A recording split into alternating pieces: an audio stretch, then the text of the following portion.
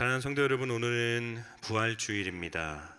우리의 죄를 대속하기 위해 이 땅에 오신 예수님께서는 사망 권세를 이기시고 십자가 위에서 죽으시고 난 지 3일 만에 부활하셨습니다.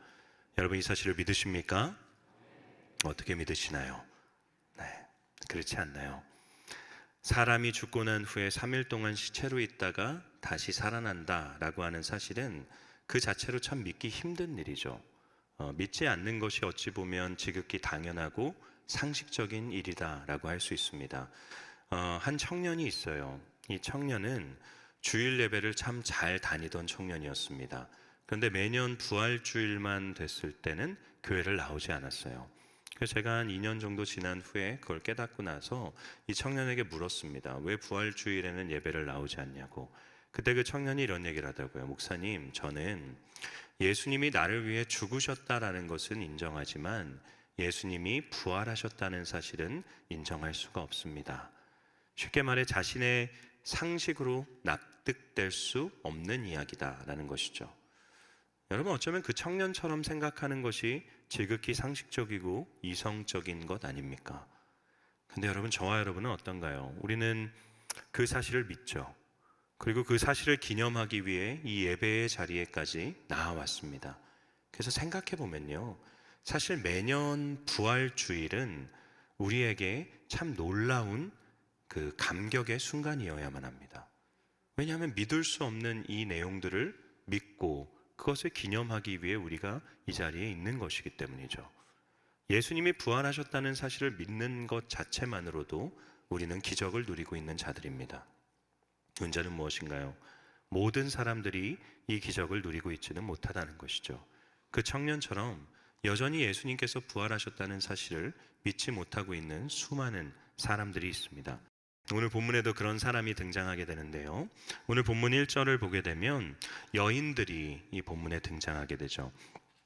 이 여인들은 안식일 날에 그 무덤을 방문할 수 없었어요. 그렇기 때문에 안식일이 지난 후 첫날에 예수님이 계시던 무덤을 방문하게 됩니다. 근데 여러분, 이 여인들이 예수님의 무덤을 방문했던 이유가 예수님께서 부활하셨을 것을 기대했기 때문일까요? 그렇지 않습니다. 이 여인들은 예수님의 부활을 전혀 기대하지 않았어요. 그걸 어떻게 알 수 있을까요? 오늘 마태복음 말씀에는 등장하고 있지 않지만 마가복음과 누가복음을 보게 되면 이 여인들이 향품을 가지고 그 무덤을 방문했다라고 이야기합니다. 당시 유대인들은 풍습상 이 시체가 부패하는 것을 막기 위해서, 더 나아가 시체의 냄새를 가리기 위해서 시체에 향품을 많이 발랐었어요. 그렇기 때문에 이 여인들이 향품을 들고 무덤을 방문했다는 것은 예수님께서 부활하셨을 것을 기대한 것이 아니라 예수님이 시체로 계실 것을 기대한 채로 그 자리에 나아갔다는 거죠. 이 여인들은 예수님께서 부활하셨을 수도 있다는 사실을 전혀 믿지 않았습니다. 그것은 그들의 이성과 상식을 뛰어넘는 일이었기 때문이죠. 근데 여러분, 이 여인들이 언제 예수님의 부활을 믿게 되었나요? 9절 말씀을 보면 알 수 있듯이 예수님을 그 무덤가에서 직접 만났을 때인 것이죠. 이 부활하신 예수님을 만났을 때 이들은 예수님의 발을 붙잡고 경배합니다. 예수님을 직접 눈으로 보고 난 후에야 예수님이 부활하셨다는 사실을 온전히 믿게 되어진 것이죠. 이 여인들만이 아닙니다. 제자들도 마찬가지예요. 이 여인들이 모여있던 제자들에게 가서 예수님께서 부활하셨다라는 사실을 전했을 때 여러분이 제자들의 반응이 어떤 줄 아십니까? 마가복음 16장 11절 말씀인데요. 함께 읽어보겠습니다. 시작. 그들은 예수께서 살아나셨다는 것과 마리아에게 보이셨다는 것을 듣고도 믿지 아니하니라. 여러분, 마리아가 분명히 예수님께서 부활하셨다라는 사실을 제자들에게 얘기했음에도 여러분, 이 제자들은 듣고 믿지 않습니다. 또한 엠마오로 향해 가던 두 제자에게 예수님께서 나타나시죠. 그들에게도 예수님이 자신이 부활하셨다는 사실을 드러내 밝혀 보여주셨는데, 여러분이 두 명의 제자가 다시 제자들에게 돌아와서 예수님께서 부활하셨다라는 것을 이야기했을 때 그 제자들의 반응은 이렇습니다. 마가복음 16장 13절 말씀인데요, 함께 읽어보겠습니다. 두 사람이 가서 남은 제자들에게 알리었으되 역시 믿지 아니하니라. 여러분, 이들 역시도 믿지 아니하죠. 여인들도, 이 제자들도 수많은 증언들을 들었음에도 여전히 믿지 않습니다. 왜 그런가요? 한 사람이 죽었다가 부활했다라고 하는 것은 도저히 그들의 이성과 상식으로 납득할 수 없는 일이었기 때문이죠. 그런데 이들이 언제 믿게 되나요? 실제로 부활하신 예수님을 자신의 눈으로 목격하게 되었을 때에야 그들은 믿게 됩니다. 사랑하는 성도 여러분, 예수님의 부활을 믿지 못했던 이 여인들과 제자들은 눈으로 예수님을 보고 난 후에야 그 사실을 믿을 수 있게 됩니다. 근데 저와 여러분은 어떤가요? 여러분, 다시 한번 이렇게 여쭙고 싶어요. 여러분, 정말 예수님께서 부활하셨다는 사실을 믿으십니까? 여러분, 근데 어떻게 믿으세요? 조금 전에 말씀드린 것처럼 부활은 우리가 듣고 나서 믿을 수 있는 것이 아니라 우리가 눈으로 보고 난 후에야 믿을 수 있는 것이죠. 근데 여러분, 정말 저와 여러분이 부활하신 예수님을 눈으로 직접 보셨나요?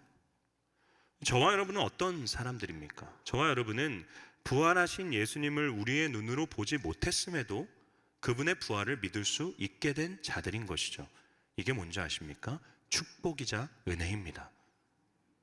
그래서 여러분, 예수님께서 도마에게 이렇게 말씀하세요. 요한복음 20장 29절 말씀인데요, 함께 읽어보겠습니다. 시작. 예수께서 이르시되 너는 나를 본 거로 믿느냐? 보지 못하고 믿는 자들은 복되도다 하시니라. 여러분, 예수님께서 말씀하시는 보지 못하고 믿는 자들, 복된 자들이 누구입니까? 저와 여러분인 것이죠. 우리는 부활하신 예수님을 육신의 눈으로 보지 못했어요. 눈으로 보지 못했으나 우리는 그분의 부활을 이상하게, 이 받아들일 수 없는 일을 온전히 믿을 수 있게 된 자들입니다. 복이 있는 자들이죠. 어떻게 이것이 가능해졌나요? 우리가 눈으로 예수님을 보진 못했지만 부활하신 그분을 경험했기 때문입니다. 사랑하는 성도 여러분, 이걸 기억하셔야 돼요. 부활은 우리에게 납득되어지는 일이 아닙니다. 부활은 우리가 논리적으로 증명해낼 수 있는 일이 아닙니다. 그러나 부활하신 예수님께서는 여전히 우리의 삶 가운데 찾아오셔서 우리에게 경험되어지십니다. 여러분, 저는 예수님을 믿기 전이나 예수님을 믿은 지금이나 여전히 부활을 논리적으로 증명해낼 수 없어요. 그럴 수 있는 능력이 저에게는 없습니다. 그러나 이제 저는 예수님의 부활을 증명되지 않았음에도 온전하게 믿습니다. 그분을 경험했기 때문이죠. 마치 그 다락방에 숨어 있었던 제자들에게 부활하신 예수님께서 찾아가셨던 것처럼 그분은 지금도 이 땅을 살아가고 있는 우리에게 찾아오십니다. 그리고 우리의 마음을 녹화하시죠. 내가 여전히 살아있다. 너가 나를 만났으면 좋겠다. 내가 너를 만나기를 원한다. 우리 다 부활하신 예수님을 경험해 본 역사들이 있지 않습니까? 때로는 예수님께서는 말씀과 기도 가운데 우리를 찾아오세요. 우리의 마음의 짙은 먹구름을 해결하심으로 자기 자신의 존재를 우리에게 경험시켜 주십니다. 때로는 사람과의 대화를 통해서 그분은 우리를 찾아오십니다. 때로는 돌아온 내 모든 삶을 하나하나 되짚어 볼 때마다 삶의 구비구비 가운데서 살아 역사하셨던 예수님을 우리에게 깨닫게 해주십니다. 예수님은 여전히 우리 가운데 찾아오시고 우리의 눈으로 보지 못했지만 우리에게 경험되어지심으로 부활하신 것을 믿을 수 있게 해주시는 분이십니다. 그 예수님을 경험한 저와 여러분은 그래서 복이 있는 사람들입니다. 보지 못했음에도 믿을 수 있게 된 자들이기 때문이죠. 우리 앞뒤에 좌우에 계신 분을 바라볼까요? 한번 이렇게 인사하면 좋겠습니다. 당신은 복받은 사람입니다. 당신은 복받은 사람입니다. 여러분, 정말 우리 모두는요, 눈으로 보지 못했음에도 예수님의 부활을 믿을 수 있게 된 복이 있는 사람들입니다. 그럼 여러분, 이런 복을 누리고 있는 우리들은 어떠한 삶을 살아가야 될까요? 본문을 통해 우리는 크게 두 가지의 삶의 태도를 생각해 볼 수 있습니다. 첫 번째는 샬롬을 누리는 삶을 살아야 됩니다. 우리 9절 말씀을 다시 한번 읽어볼까요? 9절입니다. 예수께서 그들을 만나 이르시되 평안하냐 하시거늘 여자들이 나아가 그 발을 붙잡고 경배하니. 예수님께서 이 여인들을 만나자마자 가장 먼저 하신 말씀이 무엇입니까? 평안하냐? 평강을 비십니다. 이것이 히브리 말로 샬롬인 것이죠. 예수님은 그들에게 가셔서 샬롬을 선포하세요. 왜 그들에게 평안을 비실까요? 그들이 두려워하고 있었기 때문이죠. 오늘 본문에서 계속해서 반복되어지는 이 여인들의 감정은 어떻습니까? 무서워하다라는 것이죠. 이 여인들은 자기 앞에 펼쳐진 상황으로 인해서 두려워하고 무서워하고 있었습니다. 그래서 예수님께서 이 여인들에게 10절을 보게 되면 이렇게 말씀하시죠. 두려워하지 말아라. 무서워하지 말고 평안하라. 여인들만이 아니죠. 제자들 역시도 예수님의 죽음 앞에서 어떻게 하고 있었나요? 요한복음 20장 19절 말씀인데요. 우리 함께 읽어보겠습니다. 시작. 이날 곧 안식 후 첫날 저녁 때에 제자들이 유대인들을 두려워하여 모인 곳에 문들을 닫았더니 예수께서 오사 가운데 서서 이르시되 너희에게 평강이 있을지어다. 아멘. 부활하신 예수님께서는 여전히 동일하게 제자들을 찾아가셔서 평강을 선언하십니다. 너희에게 샬롬, 평강이 있을지어다. 왜 그런가요? 이 제자들 역시도 이 유대인들을 두려워해서 두려워 떨고 있었기 때문이죠. 예수님의 부활을 알지 못하던 자들의 삶은 어떻습니까? 자기의 삶에 찾아온 다양한 상황들로 인해서 또한 다양한 사람들로 인해서 두려워하며 무서워하며 떠는 삶인 것이죠. 지금도 동일하지 않습니까? 예수님의 부활을 믿지 못하는 이 세상 사람들의 삶은 늘 무엇인가를 두려워하고요, 상황과 사람들에 의해서 무서워하며 살아갈 수밖에 없는 인생입니다. 그러나 예수님의 부활을 믿게 된 우리들은요, 그리스도인들은 그 안에서 샬롬을 누리며 살아갈 수 있는 자들입니다. 이게 어떻게 가능할까요? 우리 6절 말씀을 다시 한번 읽어볼까요? 읽겠습니다. 그가 여기 계시지 않고 그가 말씀하시던 대로 살아나셨느니라. 와서 그가 누우셨던 곳을 보라. 아멘. 여러분, 천사는 여인들에게 빈무덤을 보여주시면서 뭐라고 얘기하시나요? 그가 말씀하시던 대로 살아나셨다라고 얘기합니다. 여러분, 여기서 핵심 단어는 무엇이냐면 말씀하시던 대로입니다. 말씀하시던 대로 부활하셨다라고 하는 것은 예수님의 부활은 우연히 일어난 사건이 아니라 예수님께서 이미 말씀하신 예언의 성취다라는 것을 얘기하는 것이죠. 여러분, 예수님께서는 십자가에 매달려 죽으시기 전에 무려 3번이나 제자들에게 내가 이제 예루살렘에 들어가서 대제사장 무리들에게 고난을 당하고 죽임을 당하고 3일 후에 부활하게 될 것이다 라는 것을 미리 얘기하셨어요. 3번이나 그 사실을 예언하셨습니다. 그리고 예언하신 그대로 그 말씀을 성취하신 일이다. 그게 부활이다라는 것이죠. 여러분, 이것이 왜 우리의 샬롬의 근거가 될까요? 말씀하신 대로 부활하신 예수님께서 이제 말씀하신 모든 일들을 이루실 것을 확신할 수 있기 때문이죠. 부활이라고 하는 이 비이성적이고 상식을 뛰어넘는 일을 말씀하신 대로 이루셨어요. 우리가 그것을 믿는다면 예수님께서 말씀하신 또 다른 일들도 온전하게 이루어질 거다라는 것을 확신할 수 있는 것이죠. 말씀하신 대로 부활하신 예수님께서는 여러분 말씀하신 대로 저와 여러분을 믿음 가운데서 구원하실 것입니다. 말씀하신 대로 부활하신 예수님께서는 말씀하신 대로 우리 역시도 부활의 열매로 살아가게 하실 것입니다. 말씀하신 대로 부활하신 예수님께서는 그분께서 말씀하신 대로 언젠간 이 땅에 재림하실 것이고요, 그때 영원한 천국을 우리에게 허락해 주실 것입니다. 다 우리의 눈으로 보이지 않는 것들이에요. 다 우리가 믿을 만한 확실한 증명된 근거가 없는 이야기들입니다. 그런데 예수님께서 말씀하시던 대로 부활하셨기 때문에 우리는 그분의 하신 모든 말씀이 온전히 이루어질 것이다 라는 것을 확신할 수 있게 되는 것이죠. 예수님의 부활이, 예수님의 말이 사실이다라고 하는 부인할 수 없는 증거가 되어진다는 것이죠. 그래서 여러분, 사도 바울이 이 아테네에 가서 복음을 전하면서 그 모인 사람들에게 이렇게 이야기를 합니다. 사도행전 17장 31절 말씀인데요. 읽어보겠습니다. 이는 정하신 사람으로 하여금 천하를 공의로 심판할 날을 작정하시고 이에 그를 죽은 자 가운데서 다시 살리신 것으로 모든 사람에게 믿을 만한 증거를 주셨음이니라 하니라. 아멘. 하나님께서 천하를 공의로 심판하실 날을 작정하셨대요. 그런데 그 증거가 무엇입니까? 예수님의 부활이다라는 것이죠. 예수님의 부활이야말로 언젠간 이 땅에 재림이 있고 언젠간 이 땅에 최후의 심판이 있다라고 하는 부인할 수 없는 증거가 되어진다라는 것입니다. 말씀하신 대로 예수님께서 부활하셨기 때문에 그분의 모든 말씀은 말씀하신 대로 이루어질 것입니다. 여러분, 그래서 우리는 이것을 믿는 믿음으로 샬롬을 누릴 수 있어야 됩니다.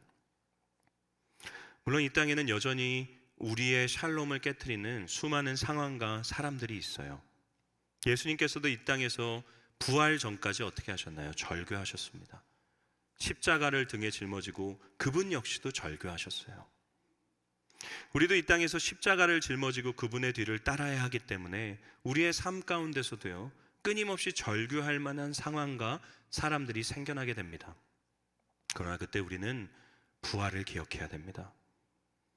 예수님의 절규가 절규로 끝나지 않고 부활의 영광과 환희로 바뀌어졌다라는 사실을 여러분, 우리가 기억할 때 우리의 삶에도 이 고난과 절규가 끝이 아니라 부활이 기다리고 있다는 것을 확신할 수 있기 때문이죠.